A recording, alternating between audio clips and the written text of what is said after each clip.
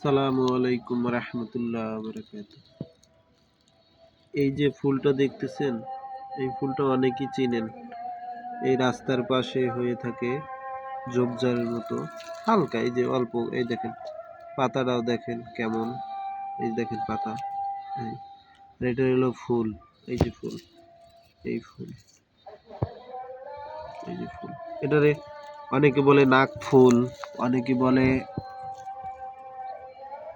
Maximum ক্ষেত্রে নাক ফুলই বলে। যে যা বলুক, নাক ফুলে পরিচিত। ফুলটা রাস্তার পাশে হয়ে থাকে। এই ফুলটার উপকারিতা হলো, কারো যদি মুখের দাঁতের যদি সমস্যা হয়, দাঁতে অনেক যন্ত্রণা করতেছে, দাঁতের যন্ত্রণা কমে না, ন্যাচারালি দাঁতের যন্ত্রণাটা কমানোর জন্য এই ফুলটা আপনারা ছিঁড়বেন। 2-3টা ফুল ছিঁড়ে যেই সাইডে ব্যথা করে ওই সাইডে নিচে আস্তে দিয়ে রাখবেন, দিয়ে মুখটা অনেকক্ষণ বন্ধ রাখবেন। আপনি দেখবেন 5-7 মিনিট রাখলে দেখবেন যে আপনার মুখের ভিতরে গ্যাসের মতো হয়ে গেছে একবারে। এটা এমনই ঝাঁজ, এলাচ তো চিনেন, গোলমরিচ এলাচ যেভাবে ঝাল, তার চাইতে ঝাল, বেশি ঝাল।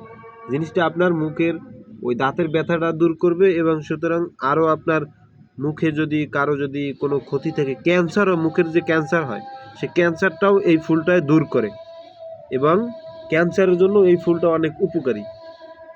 আপনারা সবসময় যদি কারো যদি মুখের ভিতরে ব্যথা করে, রাস্তার পাশে দেখবেন এই ফুলটা নিয়ে 4-5টা ফুল নিয়ে আপনি আস্তে দাঁতের পাশে দিয়ে রাখবেন।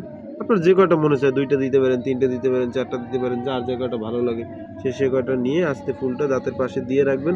দেখবেন কতক্ষণ পর দেখবেন যে ব্যথাও চলে গেছে, এবং মুখেরও অনেকটা উপকার হবে। দেখবেন যে গ্যাস, মুখের ভিতরে অনেক যন্ত্রণা, দাঁতের যন্ত্রণা করে, এই যন্ত্রণা অনেক দূর হয়ে যাবে। সবসময় এটা চিনে রাখবেন।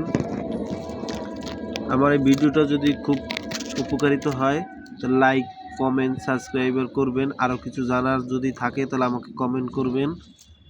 সবাইকে ধন্যবাদ। আসসালামু আলাইকুম রহমতুল্লাহ।